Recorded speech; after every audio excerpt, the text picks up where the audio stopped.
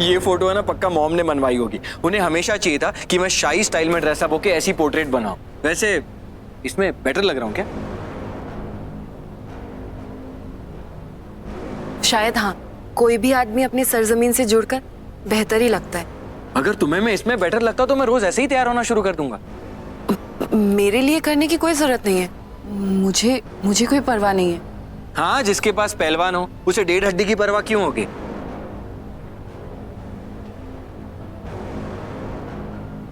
Hello, मैं बात कर रहा हूं।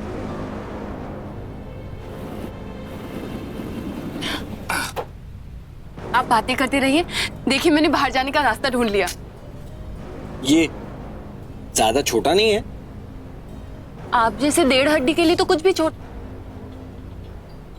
अब चलिए, हो जाएगा। 1 मिनट पहले तुम जाओ। 1 सेकंड मारो। जाओ, मैं पकड़ता हूं।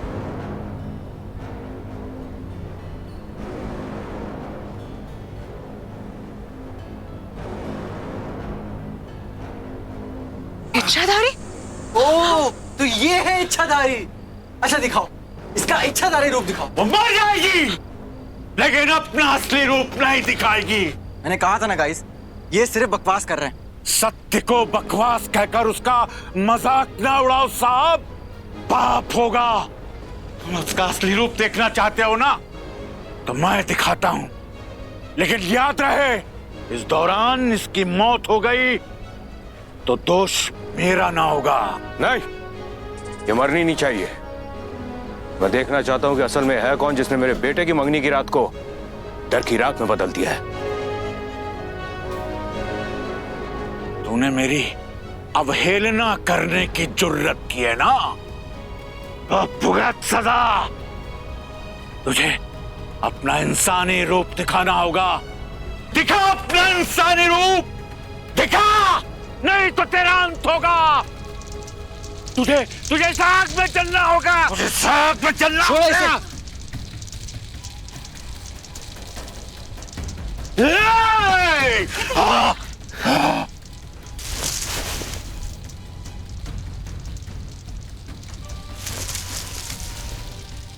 क्या कर रहे हो? बेचारे जानवर को तकलीफ क्यों दे रहे हो?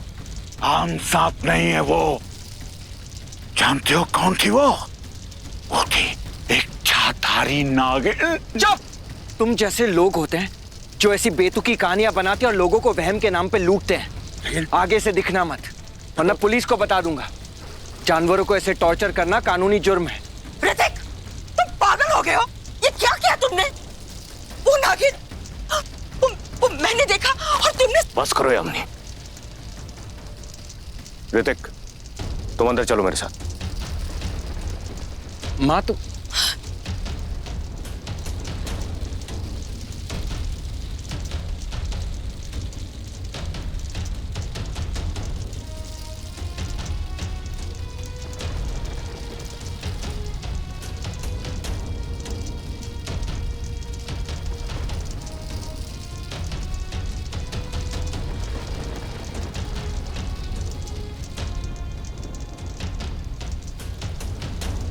दीदी, हाँ? आपके और सांप में ज्यादा फर्क नहीं है। दोनों एक जैसे चलते हो। सांप नॉर्मली ऐसे चलता है और आप 2 पैक पीने के बाद ऐसे चलते हो। चुप कर। चलो। अरे दीदी, हाँ। इस तरफ। हाँ।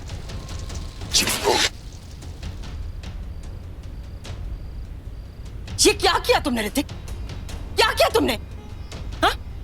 तुम्हें मेरी बातों पर, मेरी धारणाओं पर विश्वास नहीं है तो मत करो विश्वास, पर कम से कम मुझे तो मत रोको। हमारे इस परिवार को बचाने के लिए मेरे पास यही एक रास्ता था। अगर वो सांप वापस आ गया तो? मॉम, आप लोगों ने जो हालत की है ना उस बेचारे की, वो बचेगा भी नहीं तो वापस कहां से आएगा? मॉम, पूजा पाठ तक ठीक है, लेकिन ये सांप सपेरे में विश्वास करना बंद कर दो। अब छोड़ो इन बातों को। हम वैसे भी ये जगह छोड़ के कल जा रहे हैं, इन बातों को भी यहीं छोड़ दो। आएगी। अगर वो सांप हमारा पीछा करते करते मुंबई तक आ गया तो?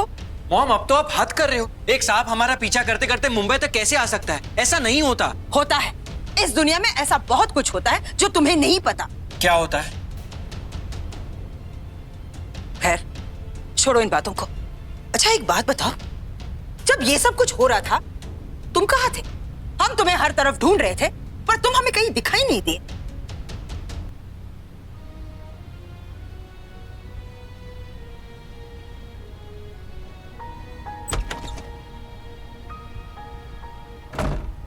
ऋतिक, तुम इस सगाई में ज्यादा दिलचस्पी नहीं दिखा रहे हो, लेकिन एक बार उस लड़की की तरफ देखो।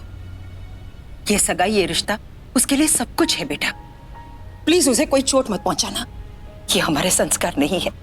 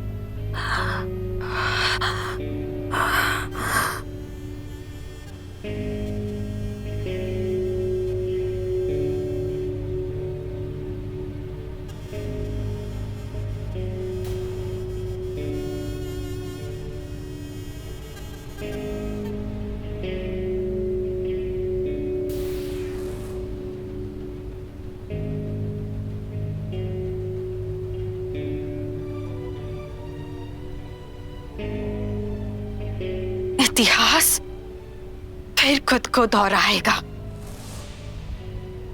सब कुछ वैसे ही होगा जैसे पहले हुआ था। बस एक अंतर होगा, इस बार जीत सत्य की होगी।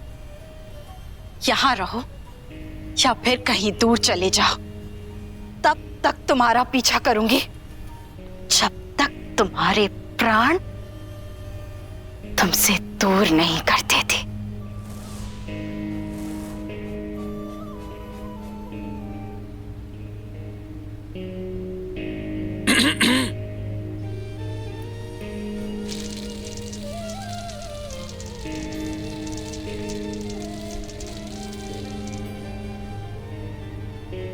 मैं तो यहाँ मिलने आया था, पर लगता है ये नागिन अपने बिल में घुसी हुई है। तुम ये सब मजाक लग रहा ना ऋतिक? मैंने अपनी जिंदगी के फैसले ये सोचकर बदल दिए कि मैं अपनी पूरी जिंदगी तुम्हारे साथ स्पेंड करूंगी। पर तुम्हारे लिए ये तो मजाक है ना? तन्वी, यार तुम इस बात को बहुत सीरियसली ले रही हो। मैंने आने को जवाब क्यों नहीं दिया था? कहाँ थे उस वक्त तुम जब पूरी फैमिली तुम्हें ढूंढ रही थी? बताओ ना ऋतिक, उसी के साथ थे ना तुम? हाँ, पर वैसा नहीं है जैसा तुम सोच रही हो। उसे बहुत चोट लगी थी, मुझे बुरा लगा, इसीलिए मैं उससे मिलने चला गया। चोट तो मुझे भी कई बार लगी थी ऋतिक, पर मेरे चोट से तुम्हें इतनी तकलीफ कभी नहीं हुई जितना कि आज तुम्हें उसकी चोट से हुई।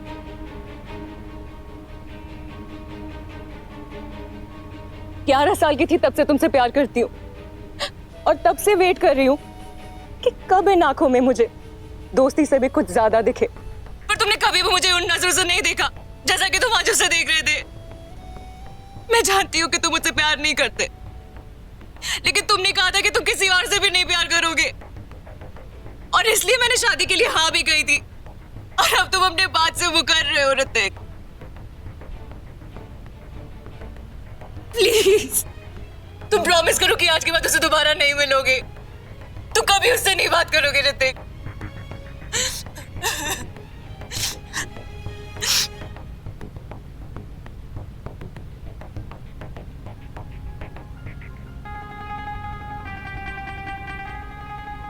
जी मैम।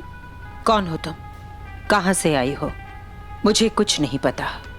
अगर आज मैं खुद तुम्हारे पास तुमसे मिलने आई हूं तो इसके पीछे केवल एक ही कारण है। तुमने मेरे बेटे की जान बचाई है। क्या चाहती हो? जी? क्या चाहती हो तुम? रामलाल,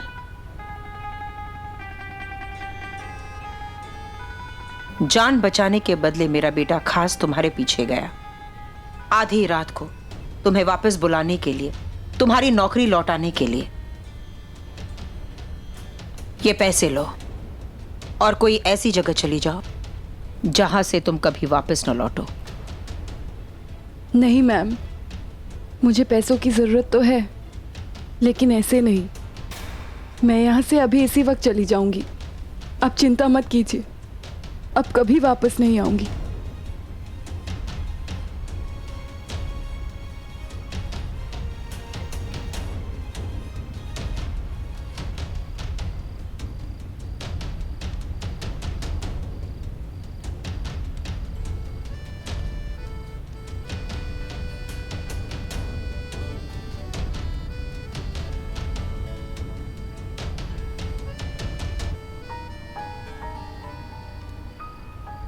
तुम प्रॉमिस करो कि आज के बाद उसे दोबारा नहीं मिलोगे।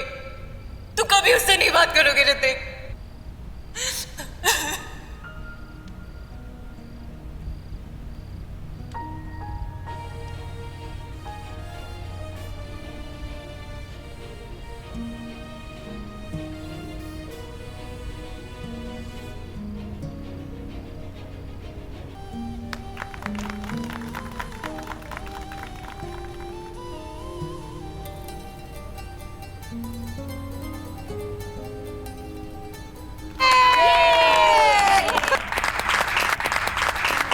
Congratulations. भाई ऋतिक, अब तो तू तेरी उल्टी गिनती शुरू कर दे। उल्टी गिनती किस चीज की? जेल जाने के लिए। मतलब? He means झेलना। इसको खुश रहो, खुश रहो। अब तो आप खुश है ना?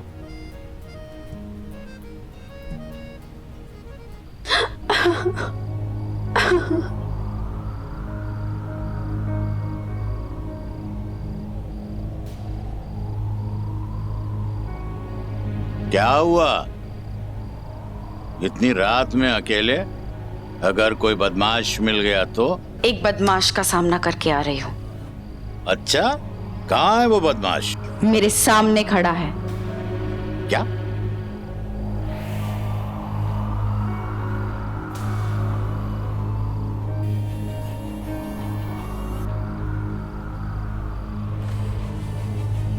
दिखा दिखा अपना असली रूप। आज तेरा अंत निश्चित है। एक नागिन अपना बदला लेकर ही रहती है, और तुझसे तो मेरा पुराना हिसाब चुकता करना है। सब देखेंगे आज तेरी कहानी। अंत मेरा नहीं, तेरा है। मेरा ढसा मांगे ना पानी। तू है क्या? एक इच्छाधारी नागिन? तुझे वश में करना मुझे आता है।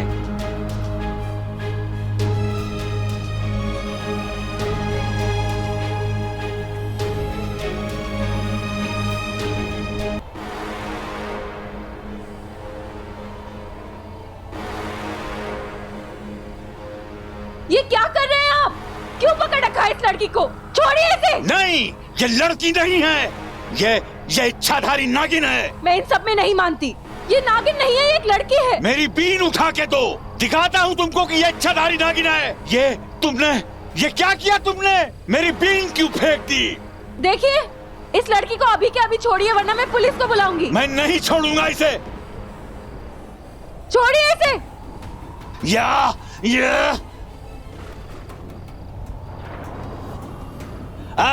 देखा तुमने? अरे, ये लड़की कहाँ गई? पुलिस को बुलाने। अब तुमने इस नागिन को अपने वश में कर लिया है ना? इससे पहले कि कोई और मुसीबत खड़ी हो, मैं निकलता हूं। तुम्हें क्या लगा मैं तुम्हें बचाने आया था? नहीं, मैं इसे बचाने आया हूं। सपेरे दो प्रकार के होते हैं, एक जो सांपों को पकड़ते हैं, उन्हें मारते हैं। दूसरे वो जो उन्हें संरक्षण देते हैं, उन्हें पालते हैं। मेरा नाम क्या है जानते हो? कटक का भैरव। हर हर महादेव। वो लड़की पुलिस को बुलाने गई है। आती ही होगी। उसने उसने मुझे संकट में देख लिया था ना, और उसने इस नागिन को भी असली अवतार में देख लिया था। कौन विश्वास करेगा तुम्हारा कि मैं एक नागिन हूँ? मैंने देखा है तुम्हारा असली रूप। उस हवेली के लोगों ने भी देखा है। तुम यहाँ वापस क्यों आई हो ये मैं जानता हूँ। इंतकाम लेने आई हो ना, लेकिन नहीं, मैं नहीं पूरा होने दूंगा वो इंतकाम। तुम सक्षम ही नहीं रहोगे कुछ भी करने के लिए।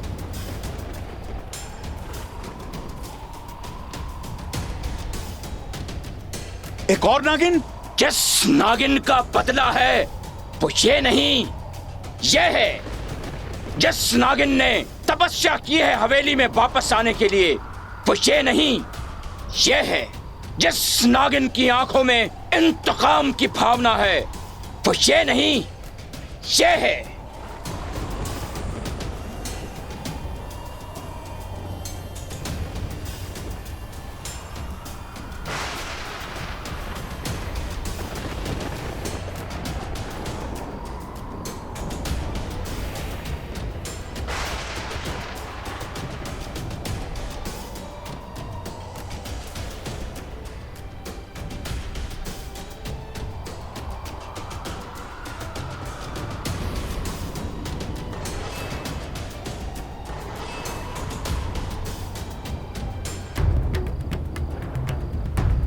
बरसों पहले एक औरत का दिल, घर परिवार सब कुछ टूट गया था। एक औरत को जब ठेस पहुंचती है तो उसकी हाय, उसका दर्द, उसका बदला एक सांप के काटने से कम नहीं होता। तो सोचो, एक इच्छाधारी नागिन, एक औरत भी है, एक नागिन भी। उसका इंतकाम कैसा होगा? 20 साल से मैंने इसी इंतकाम की शिक्षा ली है आपसे। एक नागिन के रास्ते में कभी मत आना। जब एक नागिन अपने इंतकाम के लिए तपस्या करती है तो ईश्वर भी उसके आड़े नहीं आते। इंतकाम की राह पर चल चुकी है ये नागिन। उसका बदला हर हस्ती, हर बस्ती को मिटा देगा, तख्तो ताज हिला देगा।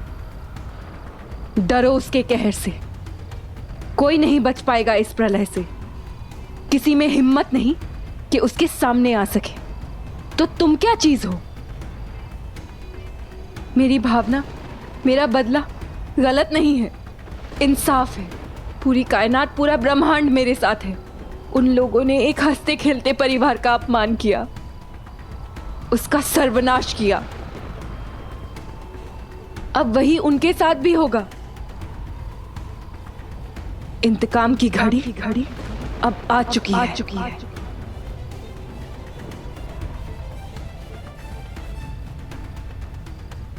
तुमने बहुत बलिदान दिए अपने उद्देश्य को पाने के लिए, मगर अब बलिदान लेने का समय आ गया है। बहुत मेहनत की हमने यहाँ तक पहुँचने के लिए, यहाँ तक कि खुद चोट खाई ताकि वो तुम पे विश्वास कर सके।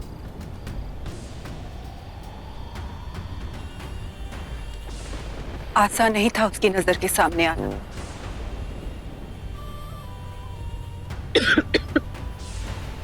तो लक्ष्य कठिन, तो मुश्किलों से तो गुजरना ही पड़ता है।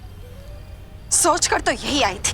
हम अपने उद्देश्य की तरफ बढ़ ही रहे थे, पर वो सपेरा बीच में आ गया और सब बना बनाया बिगाड़ दिया उसने। शांत, क्रोध तुम्हारी सबसे बड़ी ताकत है और हथियार भी।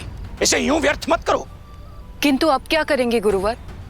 अब मैं उस घर में वापस नहीं जा सकती। जा सकती हो, तुम्हें जाना पड़ेगा। बस एक बार स्मरण करो, तुमने अपनी माँ को क्या वचन दिया था। तुम्हारा उत्तर स्वयं बदल जाएगा। मैं जाऊंगी। जाना तो पड़ेगा ही। कहानी जहां से शुरू हुई है वहीं उसको एक दिन खत्म करना पड़ेगा। इस कहानी की शुरुआत तो तब हुई जब मैं बहुत छोटी थी। मेरी माँ प्यार से मेरे साथ खेल के मुझे हंसाती, रुको बिल्कुल मेरी जैसी हो जाती। अरे देखो शिवन्या, रुक जाओ शिवन्या। सुनो शिवन्या,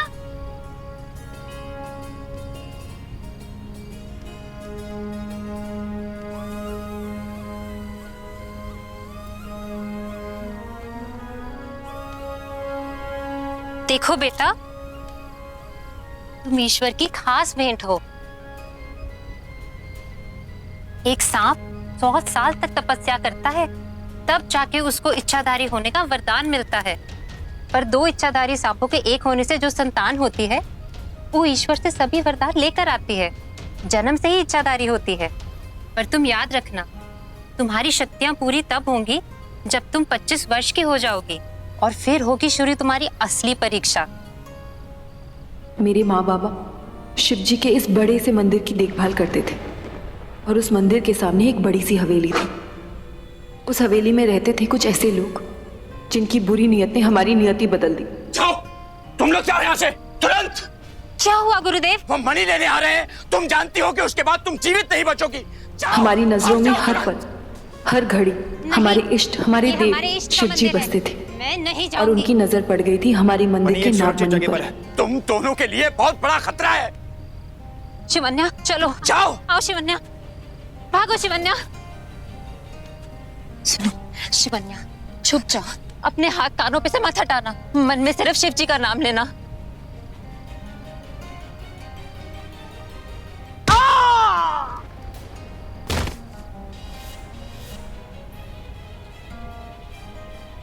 ओम नमः शिवाय।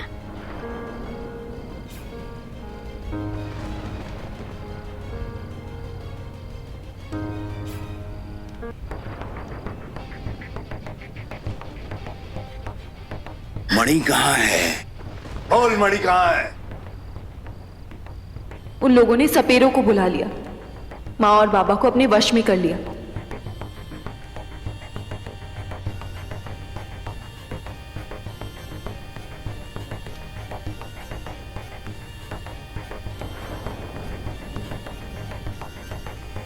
पूरी रात माँ बाबा उनसे लड़ते रहे, जीवन मृत्यु से जूझते रहे।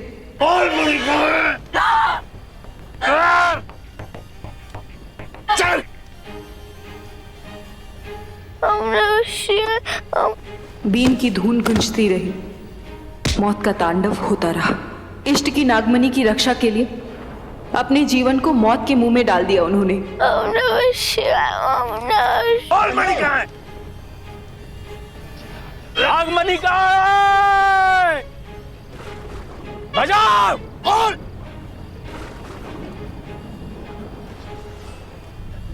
बोल, मणि कहाँ है? वो मणि इस मंदिर की अमानत है। प्रकट।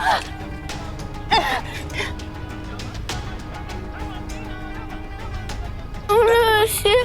ओम नमः शिवाय।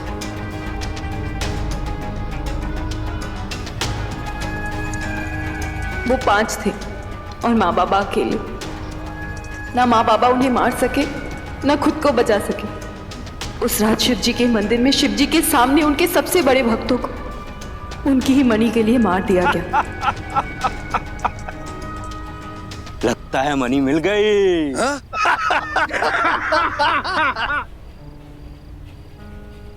शिवन्या, एक नागिन की आंखों में उसको मारने वाले की छवि दिखाई देती है, और उस रात मुझे उन लोगों का चेहरा अपनी माँ की आंखों में दिखा। आता है, 3 लोगों के चेहरे तो मैंने देख लिए, पर वो आएगा, और 2 लोगों के चेहरे धुंधले थे। तब तुम मेरा प्रतिशोध नहीं लेना। देख पाई मैं ठीक से। वो मणि उनको मिल गई है। अब समय आ गया है इस शिवलिंग का रक्त से अभिषेक करने का। उन पापियों के रक्त से नक्षत्रों ने फिर वही रूप ले लिया है। मणि को वापस लाना होगा, प्रतिशोध लेना होगा। हर हर महादेव। पर अब उस परिवार में वापस कैसे जाओगी तुम? माँ को वचन दिया था मैंने, कोई ना कोई रास्ता अवश्य निकालूंगी।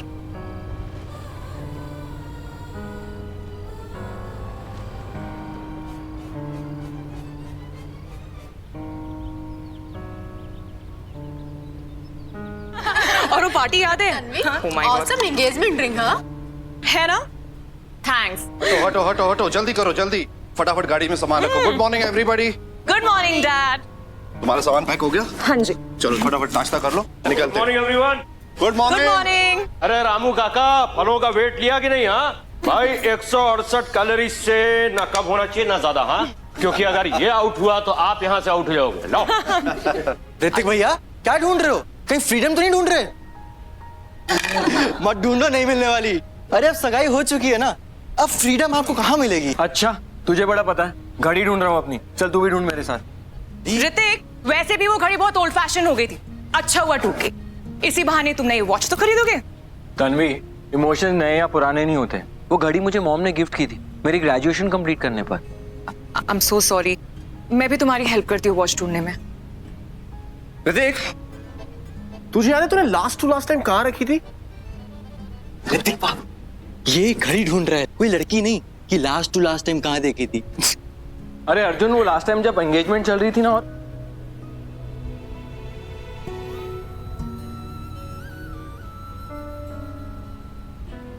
अरे श्याम चाचा मिली क्या?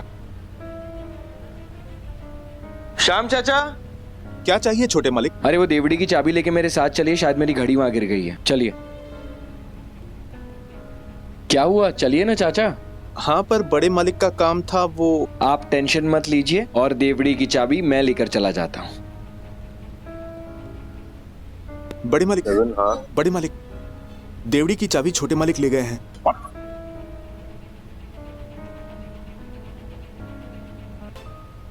पता नहीं डैड ने इसे सील करके क्यों रखा है, अंदर है ही क्या बेकार में। ऋतिक, ये क्या कर रहे हो? इसे क्यों खोल रहे हो? देवड़ी खोल रहा हूँ डैड। तू इसे नहीं खोल सकता। क्यों? हम लेट हो रहे हैं, हमें निकलना है यहाँ से। और वैसे भी इसके अंदर कबाड़ भरा हुआ और कुछ नहीं है। आई नो, कल देखा था मैंने। तुम यहाँ आए थे? डैड, आप तो ऐसे रिएक्ट कर रहे हो जैसे अंदर कोई लाश तो नहीं मिली, पर मैं ही मिला। मेरा एक ह्यूज पोर्ट्रेट था शाही स्टाइल में। मैंने तो ऐसा कभी पोज नहीं किया, फिर बनाया किसने? वो मैंने बनाया। मैंने? अरे तू हमारी इस आलीशान रियासत का इकलौता वारिस है। एक पोर्ट्रेट तो यहाँ हवेली में होना चाहिए ना, इसलिए बना दिया। अब चले? डैड, मुझे अपनी घड़ी तो देखने दो। बेटा, इसके अंदर नहीं है घड़ी, मैं बता रहा हूँ तुझे। अरे डैड, कल मैं आया था। मेरी बात छोटे मालिक, मेरी बात। छोटे मालिक, मिल गई घड़ी आपकी। देखा, मैंने बोला था ना, इसके अंदर नहीं है तेरी घड़ी। इसको लॉक कर दो। चले? Of course, Dad. Let's go.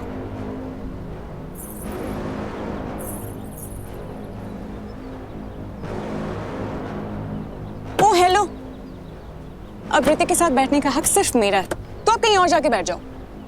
चल भाई ऋतिक, अब तो तू अपनी शादीशुदा जिंदगी की तैयारी शुरू कर दे। I'll miss you, man. Tanvi, actually हमें रास्ते में काफी काम डिस्कस करना है, तो ओफो, कोई बात नहीं। वैसे भी एक बार हमारी शादी हो गई तो हमें साथ में ही रहना है। फिर कोई अर्जुन चाचू हमारे बीच में ऐसे कबाब में हड्डी बनकर नहीं आएंगे। राइट चाचू? Okay, stop it. चलें?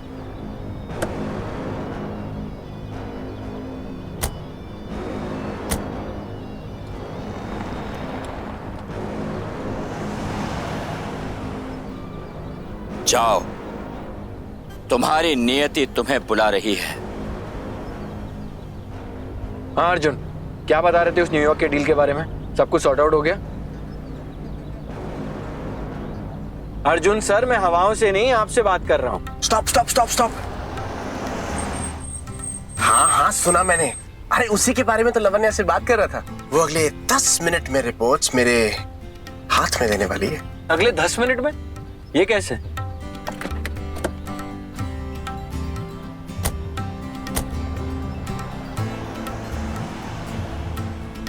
हमारे फॉरेन डिपार्टमेंट की गॉर्जियस हेड लवन्या अभी से शार्प 10 मिनट्स में मुझे यही मिलेगी।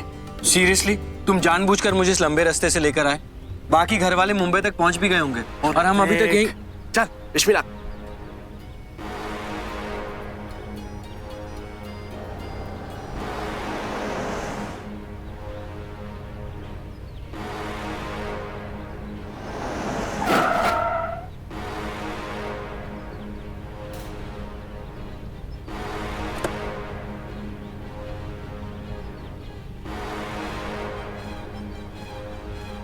क्या?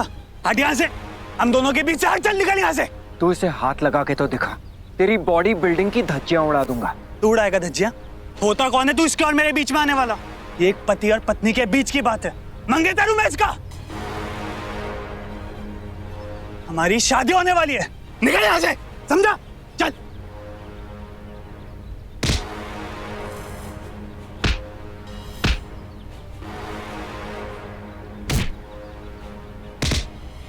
बोला था ना हाथ मत लगाना। क्यों लगाया?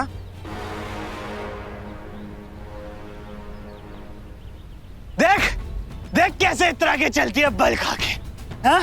शरीफ लड़कियां दिन में घर से निकलती है और ये रात को। अब तो तू मुझे पैसे भी नहीं देती, अब इसके साथ तुझ जैसे आदमी के साथ करेगी क्या? जा बैठो अंदर। जाना नए आशिक के साथ, आएगी तो तू मेरे पास ही, शादी तो तू मुझसे ही करेगी, फिर देखता हूँ कितनी गर्मी है तुझमें। जा।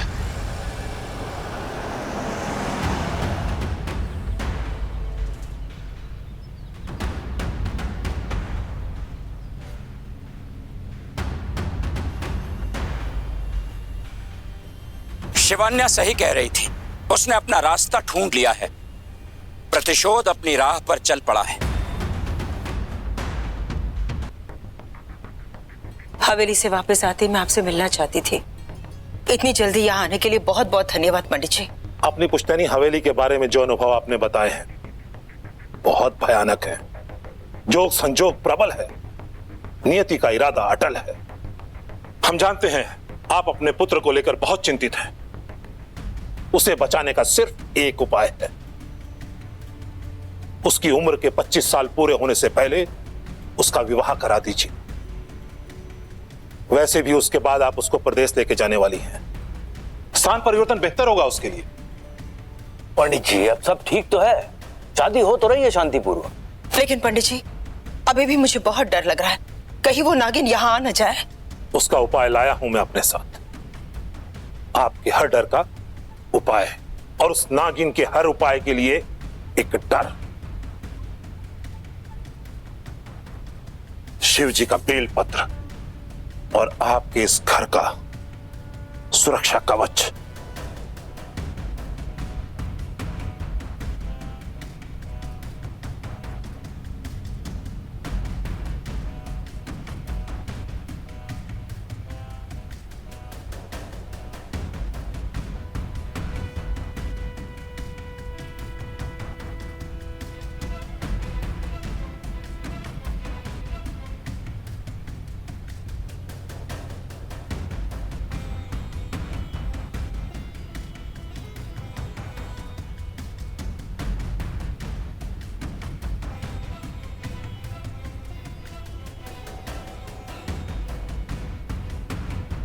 ये बहुत ही सिद्ध तोरण है, इसके प्रभाव से आपके दहलीज में आने से पहले नागिन जलकर भस्म हो जाएगी।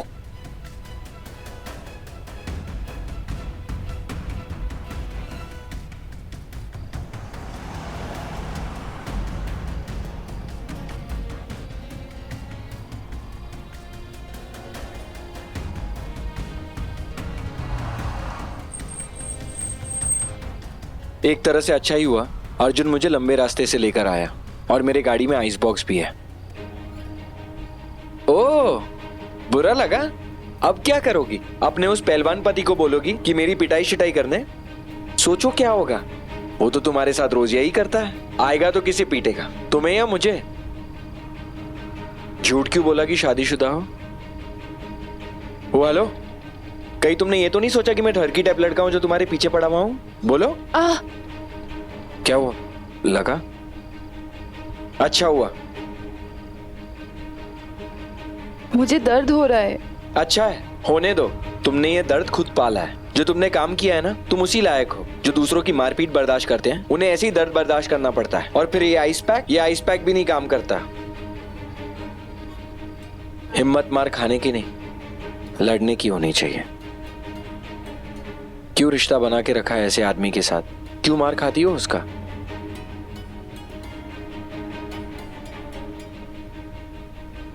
क्यों मार खाती हो उसका? अरे यार, ये लो, खुद ही लगाओ, मुझे नहीं जानना है। मुझे काम चाहिए। मैं उसके साथ अपनी सगाई तोड़ नहीं सकती। मेरे पिताजी ने उस आदमी से बहुत सारे पैसे उधार लिए थे और मरने से पहले दबाव में आकर मेरी शादी उससे तय करके चले गए। जिस छोटे से घर में आप आए थे वो उसी का है। तुम्हें काम की जरूरत है ना, मैं तुम्हें दूंगा। तुम्हें टेंशन लेने की कोई जरूरत नहीं है। पर आप क्यों काम? तुमने मेरी जिंदगी बचाई है, इसका मतलब जानती हो? अब मैं तुम्हारी जिंदगी बचाऊंगा।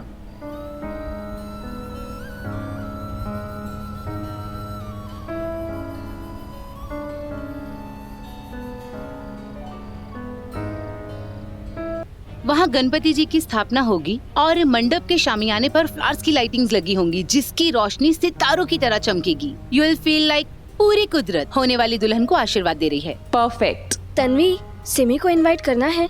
उसे तो इनवाइट करना ही होगा। कोई तो हो जिसे मेरी शादी से जेलस फील हो। इमेजिन, इंडिया का सबसे एलिजिबल बैचलर और सबसे अमीर भी। वाओ। ऑफ कोर्स, और उसके साथ फेरे लेते हुए दुनिया की सबसे सुंदर लड़की, गॉर्जियस सा लहंगा पहने हुए, दुल्हन बनी हुई। फोटोग्राफर से कहना लाइटिंग इधर से ले, मेरा लेफ्ट प्रोफाइल ज्यादा अच्छा है। अब सुनो, ये फूल ना वहां रख देना। तन्वी, तन्वी क्या कर रही थी? मॉम, मैं वो डेकोरेशंस देखने आई थी। डेकोरेशन वाली यही मिल गई तो मैंने सोचा मैं भी कुछ अपने आइडियाज। नहीं, मेरा मतलब है पूजा के स्थान पर तुम क्या कर रही थी? देखो बेटा, शादी से पहले होने वाली दुल्हन का इस तरह फेरे लेना, वो भी पूजा के स्थान पर, अपशकुन होता है। छोड़िए ना मॉम, हम उस हवेली से जिंदा निकलकर वापस आ गए, अब उससे बुरा और क्या होता। ट्रस्ट मी, अब सब कुछ अच्छा होगा और कोई मुसीबत नहीं आएगी।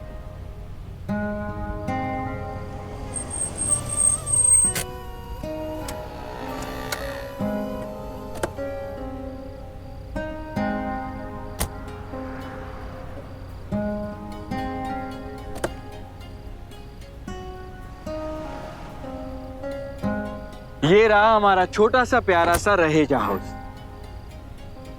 ये छोटा सा घर है, इसमें तो 50 और घर समा जाएंगे। 100 साल की उम्र है तुम्हारी। मैं भी तुम्हारे छोटे से घर को देखने के बाद यही सोच रहा था। जस्ट जोकिंग, मजाक कर रहा था।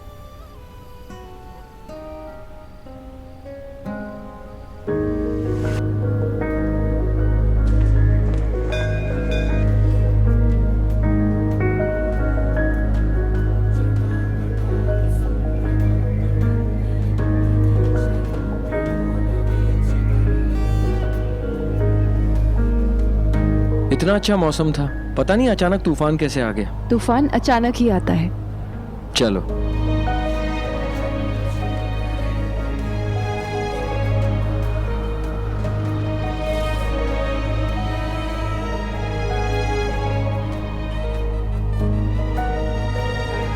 बेलपत्र का सुरक्षा कवच, मैं दहलीज पार कैसे करूं?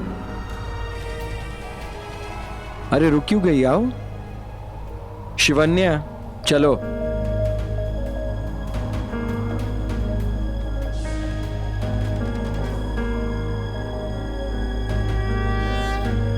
ये क्या है?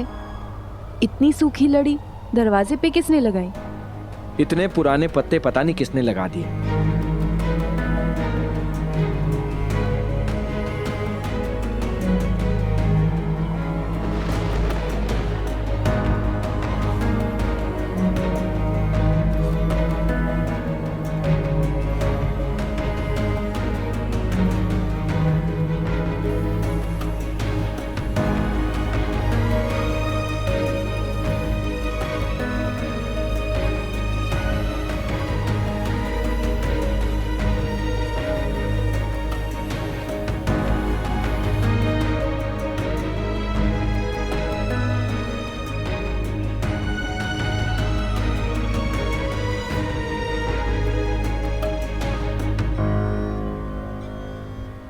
मैं आ गई हूं यहां।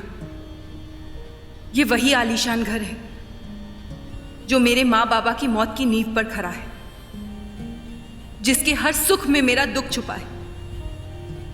हमें मिटा के बनने वालों, अब समय आ गया है इंतकाम का। जानती हूं मेरा लक्ष्य कठिन है, पर तुम लोगों को तुम्हारे अंत तक जरूर पहुंचाऊंगी।